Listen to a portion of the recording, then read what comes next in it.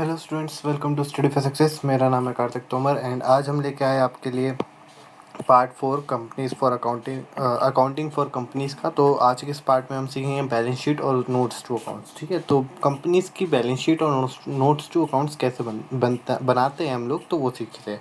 ठीक है, तो सबसे पहले तो बैलेंस शीट पे आ जाते हैं। बैलेंस शीट दिखती कैसी है, तो देख लो। ये बैलेंस शीट हॉरिजॉन्टल बनती है, ठीक है, वर्टिकल नहीं बनती। वर्टिकल बनती है, हॉरिजॉन्टल नहीं बनती, सॉरी। ठीक है, वर्टिकल मींस पहले ऊपर लाइबिलिटीज आएगी, फिर एसेट्स आएंगे। ठीक है, ये लेफ्ट साइड लाइबिलिटीज और राइट साइड एसेट्स वाला सिस्टम इसके अंदर फॉलो नहीं होगा। ठीक है, तो ऊपर सबसे पहले आएगा नेम ऑफ द कंपनी। एक सेकंड में मार्कर थोड़ा छोटा कर लेता हूँ, इसका साइज थोड़ा रिड्यूस कर देता हूँ। सबसे ऊपर आएगा नेम ऑफ द कंपनीज, ठीक है, फिर बैलेंस शीट लिखा होगा और उसके बाद आएगा एज ऑन 31 मार्च, जो भी डेट रहेगी। ठीक है, मतलब जब भी हम बैलेंस शीट बना रहे हैं। फिर हम अगर रुपीज़ इन करोड्स कर रहे हैं तो रुपीज़ इन करोड्स, या लैक्स कर रहे तो लैक्स। ठीक है, तो वैल्यू हमको बतानी पड़ेगी। ठीक है, उसके बाद देखते हैं सबसे पहले क्या आता है, पर्टिकुलर्स। नोट नंबर आपको तब डालना पड़ेगा जब अगर नोट्स टू अकाउंट जो आप बनाएंगे तो आपको रेफ़र कहाँ से करा आपने ये अमाउंट, तो आपको वो दिखाने के लिए नोट नंबर डालना पड़ेगा। फॉर एग्जांपल 1 2 3 ऐसे ऐसे करके नोट नंबर होगा, तो आपको वो दिखाना पड़ेगा। ठीक है, फिर आता है figure at the end of the current reporting period. ठीक है, इस साल के एंड में जो हमारे फिगर्स थे वो, और figures at the end of previous reporting period, यानी कि पिछले साल के जो अकाउंट्स बैलेंस शीट का फाइनल अमाउंट था वो। ठीक है, अब ये डालते क्यों है, जस्ट फॉर कंपैरिजन। ठीक है, आपको किसी भी बड़ी कंपनी की बैलेंस शीट आप खोल के देखोगे तो आपको दोनों साइड का मिलेगा, आपको करंट ईयर का भी मिलेगा, प्रीवियस ईयर का भी मिलेगा। ठीक है, तो सबसे पहले अब हम देखते हैं आता क्या है इसके अंदर। तो सबसे पहले आती है हमारी लाइबिलिटीज़, इक्विटी एंड लाइबिलिटीज़। ठीक है, इक्विटी और लाइबिलिटीज़। इक्विटी यानी कि जो कैपिटल है एक टाइप का कंपनी का। तो फर्स्ट नंबर पे आता है शेयर होल्डर फंड। ठीक है, शेयर होल्डर्स फंड। तो शेयर होल्डर का कितना पैसा लगा हुआ है, उसमें आता है सबसे पहले शेयर कैपिटल। ठीक है, शेयर कैपिटल जो होती है वो डाल दो। अभी कितनी डालनी है वो मैं दिखाता हूँ, वो आता है हमारा नोट्स टू अकाउंट्स के अंदर। ठीक है, अब देखो, जैसे कि ये हमारा शेयर कैपिटल है, हमने यहाँ पर डाल दिया नोट नंबर 1। ठीक है, अमाउंट है करंट ईयर का अमाउंट। शेयर कैपिटल ये रहा, इक्विटी एंड लायबिलिटी जो भी हम डालते हैं बैलेंस शीट वो। तो ये तो हो गई बैलेंस शीट। इसके नीचे आता है नोट्स टू अकाउंट्स। ठीक है, अब नोट्स टू अकाउंट्स में जान लेते हैं कैसे बनता है। सबसे पहले हमें शेयर कैपिटल लिखना है, कितना है। ठीक है, ऊपर शेयर कैपिटल लिख दो, पूरा मत लिखो, सिर्फ शेयर कैपिटल लिखो। फिर लिखो authorise share capital. Authorise share capital हमने पढ़ा है क्या होता है, हमें वो लिखना है कितने इक्विटी के कितने हैं और कितने रुपये ईच के हैं, वो लिख दो और यहाँ पे अमाउंट डाल दो। फिर हमें प्रेफरेंस के लिखने हैं, कितने प्रेफरेंस शेयर कैपिटल कितने हमारे पास ऑथराइज्ड है वो, और कितने रुपीज़ ईच है वो लिख के यहाँ पे डाल दो, और फिर टोटल यहाँ पे लिख दो साथ में। ठीक है, फिर क्या लिखना है, इशूड शेयर कैपिटल। ठीक है, जितना भी हमने इशू करा है वो इशू जितने शेयर्स करे, कितने रुपए ईच पे करे वो लिख के यहाँ डाल दो। ठीक है, फिर जितने प्रेफरेंस शेयर्स हमने इशू करे, ठीक है, वो उतने प्रेफरेंस शेयर कितने ईच पे है वो यहाँ पे डाल दो। ठीक है, और फिर इनका टोटल करके यहाँ लिख दो। अब जो यहाँ पे अमाउंट आएगा वो आपको बैलेंस शीट में लिख देना है। ठीक है, इसके अंदर कुछ और एडजस्टमेंट होगी, जैसे कि कॉल्स एंड एरियर्स या कॉल्स एंड एडवांस वाली, तो वो भी आप इसके अंदर एडजस्टमेंट करके दिखा देना। ठीक है, अब देखो नेक्स्ट क्या आता है, रिजर्व्स एंड सरप्लस। अगर हमारे पास कोई भी रिजर्व होगा, फॉर एग्जांपल हमारे पास रिजर्व एक टाइप का ले लेते हैं हम लोग, जैसे कि हमारे पास सिक्योरिटी प्रीमियम का रिजर्व हो गया, तो हम वो रिजर्व भी यहाँ पे दिखाएंगे। पहले पिछले साल कितना था, इस साल कितना है, वो पूरा देखेंगे। ठीक है, अब देखो हमने मजे मजे में ही नोट्स टू अकाउंट्स भी पूरा कर लिया। देखा कितना सिंपल था notes to accounts. Notes to accounts में कुछ नहीं, बस दिखाना है कितना अमाउंट, मतलब कितने का है, कितने शेयर्स हमने इशू करे, कितने अमाउंट से करे ईच, और टोटल अमाउंट यहाँ पे दिखा दो, बस इतना। पहले ऑथराइज दिखा दो, फिर इशूड दिखा दो, और फिर जो बाकी के एडजस्टमेंट है वो करके दिखा दो। ठीक है, सिंपल। फिर आता है हमारा money received against share warrants. ठीक है, शेयर वारंट्स जब हम देते हैं तो उसके अगेंस्ट में हमें जो मनी रिसीव होता है हम उसका भी अमाउंट यहाँ पे दिखा सकते हैं। ठीक है, प्रीवियस ईयर का भी, करंट ईयर का भी। फिर सेकंड आता है हमारा शेयर एप्लीकेशन मनी पेंडिंग या पेंडिंग अलॉटमेंट। ठीक है, ये वैसे इतना ज़्यादा क्वेश्चन में आता नहीं है, बाकी इसके ऊपर ध्यान देने की भी ज़रूरत नहीं है। इसका मतलब जान लो, शेयर एप्लीकेशन मनी जो कि हमें अलॉटमेंट पे शिफ्ट करना है, शिफ्ट करना मतलब ट्रांसफ़र करना है, एडजस्ट करना है, वो वाला जो मनी पेंडिंग रहता है अभी, हमें सिर्फ वो अमाउंट दिखाना होता है। ठीक है, वैसे आएगा नहीं है, इसको मैक्सिमम टाइम हम शेयर कैपिटल में एडजस्ट कर देते हैं जब तक हम बैलेंस शीट बनाते हैं। ठीक है, बट अगर आ जाए तो दिखा देना। फिर आता है हमारा नॉन करंट लाइबिलिटीज़। अब नॉन करंट लाइबिलिटीज़ क्या क्या होती है, देखो नॉन करंट लाइबिलिटीज़ मतलब जो 1 साल से ज़्यादा है, 1 साल से ज़्यादा लंबी लाइबिलिटीज़ है, यानी कि 12 मंथ्स प्लस, ठीक है। 12 मंथ से ज़्यादा की जो हमारी लाइबिलिटीज़ है वो हमारी नॉन करंट लाइबिलिटीज़ है, ठीक है। तो हमें नॉन करंट लाइबिलिटीज़ दिखानी होती है। क्या कैसे दिखाते हैं उसकी सब हेडिंग्स जान लो। सबसे पहले हमें दिखाना होता है लॉन्ग टर्म बोरिंग, ठीक है, जो भी हमने लंबे टाइम के लिए बोरिंग ली है वो। डेफर्ड टैक्स लाइबिलिटीज़, ठीक है, डेफर्ड टैक्स लाइबिलिटीज़ जो हमने लाइबिलिटी टैक्स की नहीं दी है, नेट वाली अमाउंट वो दिखाना है यहाँ पे। अदर लॉन्ग टर्म लाइबिलिटीज़ जो बाकी की लॉन्ग टर्म लाइबिलिटीज़ है, जैसे कि किसी क्रेडिटर से हमने माल खरीदा और उसको बोला हम भाई तो 1 साल के बाद पेमेंट करेंगे, 2 या 3 साल के अंदर पेमेंट कर देंगे, ठीक है, तो अदर लॉन्ग टर्म लाइबिलिटीज़ में आ जाएगा, तो वो दिखा दो। लॉन्ग टर्म प्रोविजंस, जैसे कि हम फॉर एग्जांपल अगर हम प्रोविज़न बना देते हैं, बैड डेट्स प्रोविज़न बना देते हैं, ठीक है, लेकिन लॉन्ग टर्म के लिए, ठीक है, हमें बहुत टाइम बाद वो बैड डेट्स हमें मिलने वाले हैं, पर हमने उसके लिए अभी प्रोविज़न बना दिया जो कि लंबे टाइम के लिए 12 महीने से ज़्यादा, ठीक है, तो हम उसका प्रोविज़न बना के यहाँ पे दिखा सकते हैं। इधर करंट ईयर का अमाउंट और इधर प्रीवियस ईयर का अमाउंट। अब देखो मैक्सिमम टाइम क्वेश्चन में हमें प्रीवियस ईयर का नहीं भी दे रखा हो ना, तो भी आपको ज़्यादा टेंशन नहीं लेनी, आप करंट ईयर का भी लिख के आओगे तो चलेगा, ठीक है, प्रीवियस ईयर का ना भी दे रखा हो तो। उसके बाद आती है हमारी करंट लाइबिलिटीज़, ठीक है। करंट लाइबिलिटीज़ कैसे होती है, अब सबसे पहले मेन हेडिंग हमको डालनी है करंट लाइबिलिटीज़ की, उसके बाद हमें सब हेडिंग पे आना है, ठीक है। अब ये याद रखो, मैंने जितना भी अभी तक कराया है, मैं अगर रेड पेन से मार्क करूँ तो जो भी ये हेडिंग है ना, ये वाली, ये मेजर हेडिंग, ये इसकी सब हेडिंग और ये सब हेडिंग, ये सारी हेडिंग दिखानी होगी, ठीक है। अगर इनका अमाउंट नहीं है तो मत दिखाओ, कोई दिक्कत नहीं। फॉर एग्जाम्पल हमारे पास रिजर्व एंड सरप्लस नहीं है तो आप इसकी हेडिंग नहीं भी दिखाओगे तो चलेगा, ठीक है, बट मेन हेडिंग हमको दिखानी होती है। जैसे कि ये नॉन करंट लाइबिलिटीज़ की हेडिंग होगी, ये नॉन करंट लाइबिलिटीज़ की हेडिंग ये हमको दिखानी होगी, ठीक है। ये करंट लाइबिलिटीज़ की जैसे ये वाली हेडिंग होगी, ये भी हमको दिखानी होगी, ठीक है। इसकी सब हेडिंग आ जाओ। सब हेडिंग में हमें क्या क्या दिखाना होता है, short term borrowings. Short term borrowings यानी कि 1 साल से कम के लिए जो हम ले रहे हैं। करंट लाइबिलिटीज़ का मतलब ही ये होता है 12 मंथ्स से कम, ठीक है, 12 महीने से कम के हम जो भी लाइबिलिटीज़ लेते हैं उसके लिए हमें ये होता है। वैसे उल्टा साइन हो गया शायद से, ये ऐसे होगा यहाँ पे लाइबिलिटीज़, ठीक है, जो भी लाइबिलिटी 12 महीने से कम टाइम के लिए होती है वो हमारा करंट लाइबिलिटीज़ कहलाती है।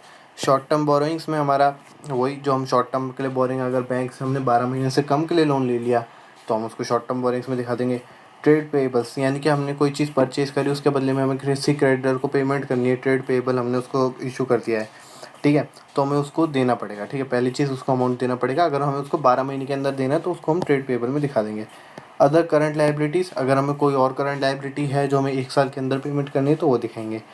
फिर आता है short term provisions. Short term provisions जो 12 महीने के अंदर हमने प्रोविज़न पे ऑफ बनाए रखे उसको ख़त्म करना है हमें 12 महीने के अंदर। फॉर एग्जांपल हमारा टैक्स प्रोविज़न हो गया, ठीक है। टैक्स प्रोविज़न मतलब हमें 1 साल के अंदर पेमेंट करनी है टैक्स की, ठीक है, बेसिक सी चीज़ें 1 साल के अंदर करनी पड़ेगी पेमेंट टैक्स की, तो हमने उसके लिए प्रोविज़न बना दिया। या फिर हमने प्रोविज़न फॉर डेप्रिसिएशन बना दिया। वैसे तो वो लॉन्ग टर्म में आ जाता है कि वो बहुत बड़ा हो जाता है बड़े टाइम के लिए। फॉर एग्जांपल हमारे पास 1 साल की कोई मशीन है, उसी के लिए हमने बना दिया 1 साल के डेप्रिसिएशन के लिए, तो वो शॉर्ट टर्म प्रोविज़न में आ जाएगा, ठीक है। फिर हमें क्या दिखाना है, उसके बाद हमें यहाँ पे टोटल अमाउंट दिखाना है। प्रीवियस ईयर का अलग, करंट ईयर का करंट ईयर ये है, प्रीवियस ईयर ये है, ठीक है, दोनों का अलग अलग दिखाओ। अगर नहीं भी है कोई बात नहीं, करंट ईयर का दिखा दो चलेगा, ठीक है, उसका टोटल दिखाना है। फिर हमें नेक्स्ट हेडिंग पे आ जाना है। यहाँ पे मेजर हेडिंग देखो, यहाँ पे क्या थी major heading, first equity and liabilities.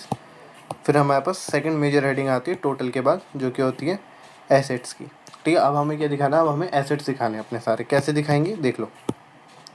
सबसे पहले हमको दिखाना है नॉन करंट एसेट्स, ठीक है। नॉन करंट एसेट्स के अंदर वो एसेट्स जो हमारे 1 साल से लंबे हैं, यानी कि बेसिकली फिक्स्ड एसेट्स या गुडविल होगी जो हमारी, ठीक है। तो उसमें सबसे पहली मेजर हेडिंग क्या आती है, property plant and equipment and intangible assets, ठीक है। तो ये 4 चीज़ें आएगी मेन मेजर हेडिंग। इसके अंदर हमें क्या दिखाना पड़ेगा, इसके अंदर हमें प्रॉपर्टी प्लांट एंड इक्विपमेंट दिखाना पड़ेगा कि हमारा प्रॉपर्टी प्लांट एंड इक्विपमेंट कितने के हैं, जैसे कि लैंड, बिल्डिंग, अदर थिंग्स जो भी हमारे पास रहती है, ठीक है, आपको पता ही होगा फिक्स्ड एसेट्स बेसिक सी चीज़ है। इंटेंजिबल एसेट्स जैसे कि गुडविल वगैरह होगी तो उसकी वैल्यू दिखा दो। हाँ देखो, अगर इसके अंदर आपको अगर गुडविल और पेटेंट्स वगैरह कई सारी चीज़ें दे रखी है ना, और same plant property and equipment में हमें कई सारी चीज़ें दे रखी है, तो आप यहाँ पे नोट नंबर जैसे कि 1 डाल दिया, यहाँ 2 डाल दिया, तो ये दिखा के एक अलग से नोट बनाओगे, उसके अंदर आप दिखाओगे कि इसकी वैल्यू कितनी है। ठीक है, बैलेंस शीट एक ही बनेगी, नोट्स टू अकाउंट्स कई सारे बन सकते हैं। ठीक है, ये चीज़ याद रखना। कैपिटल वर्क इन प्रोग्रेस, यानी कि जो कैपिटल हमारी वर्क इन प्रोग्रेस है, जैसे कि हम कुछ चीज़ मैन्युफैक्चर कर रहे हैं और उसी के अंदर हमारा पैसा लगा हुआ है, उसके अंदर हमारा और मैन्युफैक्चर हो रहा है, वो लॉन्ग टर्म के लिए। ठीक है, तो वो चीज़ हम यहाँ पे देखेंगे, करंट ईयर प्रीवियस ईयर दोनों का। ठीक है, समझ गया होगा आप अभी तक मैं क्या कहने वाला हूँ, कि प्रीवियस ईयर ना दे रखो तो करंट ईयर का करो, कोई दिक्कत नहीं। ठीक है, फिर आता है इंटेंजिबल एसेट्स अंडर डेवलपमेंट। अगर कोई इंटेंजिबल एसेट्स अंडर डेवलपमेंट है, फॉर एग्जांपल पेटेंट्स का अभी हमारा प्रोसेस चल रहा है, पेटेंट अभी हमारे नाम पे कोई चीज़ पेटेंट हुई नहीं है, अभी उसका प्रोसेस चल रहा है।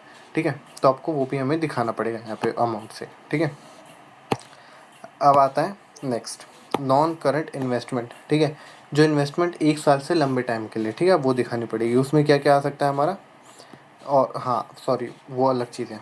हाँ, नॉन करंट इन्वेस्टमेंट अलग दिखाना है।